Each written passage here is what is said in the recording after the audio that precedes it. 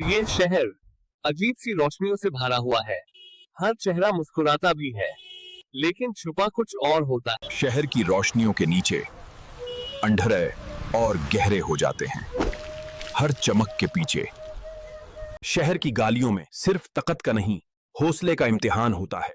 और जो सच का साथी हो, उसका रास्ता कोई नहीं रोक सकता। शहर में कानून का रंग भी अजीब होता है, कभी सफेद, कभी सियाह और कभी दोनों एक साथ।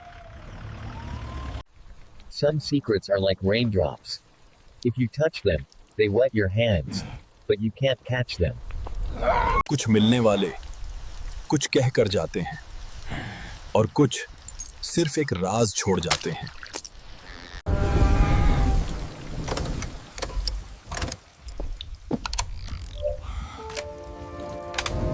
शहर की अंधेरों में हर गोलियों का निशाना सही नहीं होता।